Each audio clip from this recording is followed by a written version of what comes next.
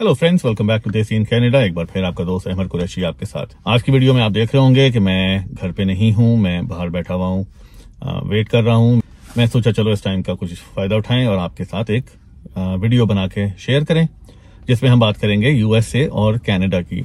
तो आजकल जैसे आपको पता है बड़ी मेजर चेंजेस हो रही हैं कनेडियन इमिग्रेशन सिस्टम में, ग्लोबली हर जगह चीजें चेंज हो रही हैं। तो इस वीडियो में हम उस चीज को कवर करेंगे, मेन क्या की फैक्टर्स हैं जो आपको देखने हैं और वो क्या चीजें हैं जो एज अ न्यू इमिग्रेंट या एज अ स्टूडेंट अगर आप कनाडा या यूएसए आते हैं तो आपको वो किस तरह इम्पैक्ट करेंगी। अच्छा, एक चीज जो हम आज बात करेंगे पहली वो है कि हम जब कनाडा या यूएसए आते हैं तो पहली चीज हम डेफिनेटली स्कूल कॉलेज के एडमिशन को तो देखते हैं, लेकिन ये भी देखते हैं कि वहां जाके गुजारा कैसे होगा, तो इनकम हमारी कहाँ से आएगी। तो वो जो हम अगर मिनिमम वेज कंपेयर करें कनाडा और यूएसए की, तो इसमें दो चीजें दिमाग में रखने वाली हैं। एक तो मिनिमम वेज ऑन पेपर क्या लग रही है और उस मिनिमम वेज की बाइंग पावर क्या है। तो दैट प्लेज अ वेरी की रोल। तो अगर आप कनाडा में देखें तो आपको कनाडा में minimum wage around $16-17 per hour नजर आएगी। आपको मिनिमम वेज कई प्रोविंसेस में जो नॉर्थ की तरफ हैं अराउंड $18-19 भी नजर आएगी। इन कंपैरिजन टू यूएस आपको यूएस में $15-16, $14-15, कहीं पे $17 मैक्सिमम आपको नजर आएगी। लेकिन again as I said earlier कि उस मिनिमम वेज में जो डॉलर आप महीने में कमा रहे हैं उसकी वैल्यू क्या है। तो ओवरऑल जो मैंने अपने एक्सपीरियंस से देखा है और कुछ दोस्तों से पता किया है वो यही समझ आई है कि अमेरिका में $1000 आपको बहुत ज्यादा चीजें दिला सकती है in comparison to $1000 of Canada. तो कंपैरेटिवली जो इन्फ्लेशन से महंगाई हो रही है वो कनाडा में बहुत ज्यादा हो रही है और चीजें हमारी मिनिमम वेज इनकम वालों से कंट्रोल से बाहर निकल रही हैं। तो when you make the decision make sure you assess one कि मिनिमम वेज क्या है, लेकिन सिर्फ मिनिमम वेज का डॉलर नंबर देख के फैसला ना करें। You also want to pay attention कि जी जिस स्टेट में या जिस प्रोविंस में या जिस शहर में आप जा रहे हैं वहां की कॉस्ट ऑफ लिविंग क्या है, एक बंदे की ग्रोसरी का कितना खर्चा होता है, रेंट कितना होता है। हम रेंट की अगर बात करें तो आपने डेफिनेटली सुना होगा या देखा भी होगा कि इस वक्त कनाडा में रेंट्स मेजर सिटीज में आसमान तक पहुंच चुके हैं। ओंटारियो साइड पे, टोरंटो साइड पे आपको सिंगल बेडरूम अपार्टमेंट या बेसमेंट $1700-1800 की मिल रही है। अब घर लेने जाएं तो $3,000 के रेंट है। मैं कैलगरी में हूं, कैलगरी में रेंट बिल्कुल टोरंटो के करीब तो नहीं गए लेकिन उसी डायरेक्शन में बढ़ना शुरू हो गए हैं। जहां पे कैलगरी में 1 बेडरूम अपार्टमेंट $700-800 का मिलता था अराउंड 6-8-9 साल पहले, आज वही अपार्टमेंट $1500 का है। और 2 बेडरूम अपार्टमेंट $1700-1800, घर पे जाएं तो $2500 से $3000 घर के रेंट हैं। तो सिर्फ मिनिमम वेज के डॉलर नहीं देखने, आपने डेफिनेटली कॉस्ट ऑफ लिविंग को असेस करके फैसला करना है कि where do you want to go. Before we go any further please like and subscribe. It does not cost you anything but it helps me big time. It tells me that you like the content and it keeps me encouraged to bring new content for you. Now back to our topic. अच्छा, next चीज हम बात करेंगे colleges की, कि colleges कहाँ पे कैसे चल रहे हैं और स्टूडेंट्स को कनाडा आने में या अमेरिका आने में कहाँ पे आसानी है और कहाँ पे प्रॉब्लम्स हैं। तो कनाडा में आपने रिसेंटली देखा होगा पब्लिक प्राइवेट कॉलेजेस की पार्टनरशिप पे प्रॉब्लम आ रही है। Total number of immigrants students जो आ रहे हैं उस पे बहुत लिमिटेशंस लगना शुरू हो गई हैं। तो ओवरऑल इसके रीजन ये है कि कनाडा ने पिछले 2-4 सालों में बहुत अग्रेसिवली बंदे यहाँ पे बुलाए हैं स्टूडेंट वीजा पे, इमिग्रेशन पे। तो अब कनाडा से वो चीज कंट्रोल नहीं हो रही, तो उसकी वजह से ये सारी चीजें टाइट होने लग गई हैं। तो for anybody to come to Canada on a student visa right now is getting difficult day by day. और कंपैरेटिवली यूनिवर्सिटीज, अगर हम यूएसए की बात करें तो the process is still the same जो पहले था। It's still a lot easier. कोई ऐसी लिमिटेशंस वहां पे नहीं लग रही क्योंकि यूएस ने वो डिसीजंस नहीं लिए पिछले 3-4 सालों में जो कनाडा ने लिए। और अगर आप स्कूल के स्टैंडर्ड्स की बात करें तो कनाडा में 2 या 3 वर्ल्ड फेमस यूनिवर्सिटीज हैं। इन कंपैरिजन टू यूएस वहां की टॉप 10 की रैंकिंग में 6 या 7 जो यूनिवर्सिटीज हैं वो यूएस की आ जाती हैं। तो definitely more well reputed schools, better schools are definitely in United States. तो that's another thing you want to consider कि आपको कहां जाना है, किस तरह का स्कूल में आपको एडमिशन लेना है। और वो चीज बहुत डिपेंड करती है कि आप क्या पढ़ना चाह रहे हैं। अगर आप बिजनेस पढ़ना चाह रहे हैं तो उसका स्कूल कौन सा अच्छा है, आप डॉक्टर बनना चाह रहे हैं तो उसका स्कूल कौन सा अच्छा है, आप इंजीनियर बनना चाह रहे हैं तो उसका स्कूल कौन सा अच्छा है। तो definitely keep these things in mind when you make the decision, do your proper homework before you make the decision of moving. अच्छा, नेक्स्ट चीज हम बात करते हैं कि आपने कॉलेज से एजुकेशन ले ली, उसके बाद जॉब्स की अपॉर्चुनिटी क्या है। तो एक बात मैं यहाँ को आपको एक नंबर थोड़े से बताऊं कि कनाडा की टोटल पॉपुलेशन है अराउंड 34 मिलियन। यूएसए की टोटल पॉपुलेशन है अराउंड ओवर 300 मिलियन। तो Canada is only 10% of US. तो इससे आपको ये समझ आती है कि जहां पे the bigger the country the more the people, वहां पे अपॉर्चुनिटीज और नीड्स उन लोगों की उस हिसाब से ज्यादा होती हैं। तो between Canada and US definitely lot more opportunities in the United states.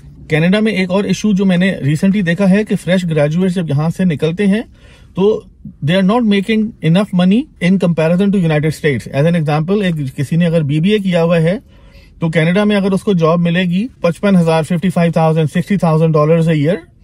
In comparison to अगर एक बीबीए ने यूएस से किया हुआ है तो देयर आर चांसेस कि उसको $80,000, $90,000 and US dollar which has more buying power.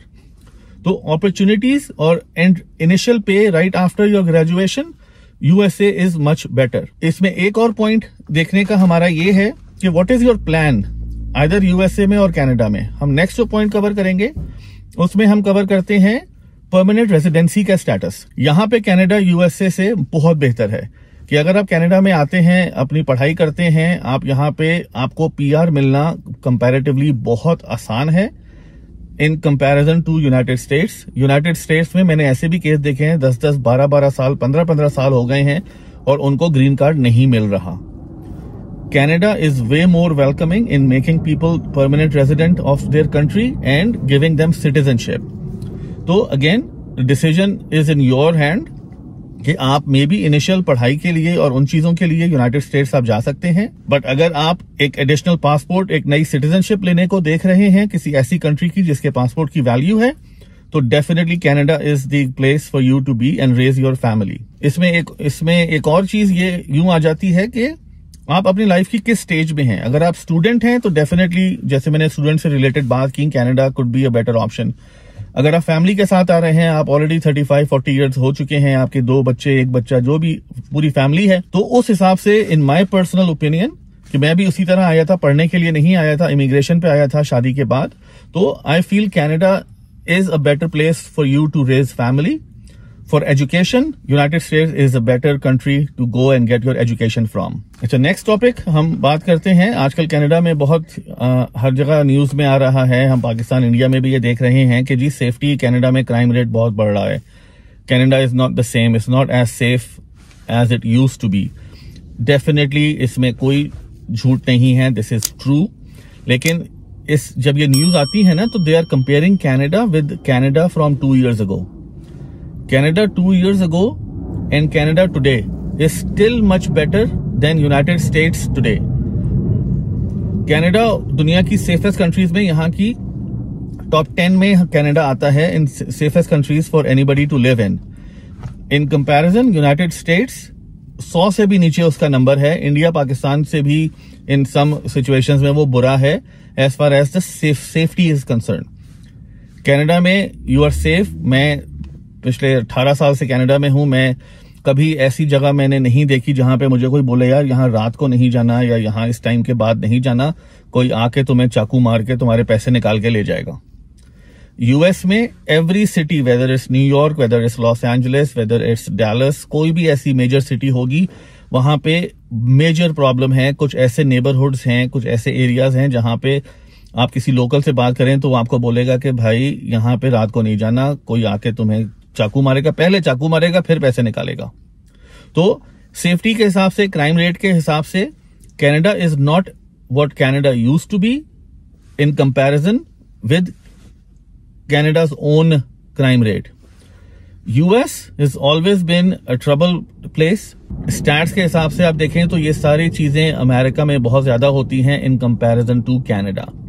So safety and security for you and your family, Canada definitely takes an edge over United States. तो ये मैंने कुछ बेसिक चीजें कवर की हैं आपके साथ इस वीडियो में, तो आपको इसमें बेसिक आइडिया मिल जाएगा कि as somebody living in Canada किस तरह वो इस चीजों को देख रहा है, सोशल मीडिया क्या दिखा रहा है, रियलिटी क्या है, और what are the things you need to consider when you make the decision. बेशक आप स्कूल गोइंग एज है, आप कॉलेज में जा रहे हैं, पढ़ाई के लिए कहाँ पे आपके पास वैल्यू है, जॉब्स के लिए कहाँ वैल्यू है। Do not compare $1 of Canada with $1 of US, because United States की बाइंग पावर $1 की बहुत ज्यादा है in comparison to Canada. Inflation in my opinion is worse in Canada than in United States. वहां पे मेजर सिटीज में आपको $3-4 लाख का, ये घर मैं आपको स्क्रीन पे दिखा रहा हूं, ये घर $3-4 लाख का मिल रहा है।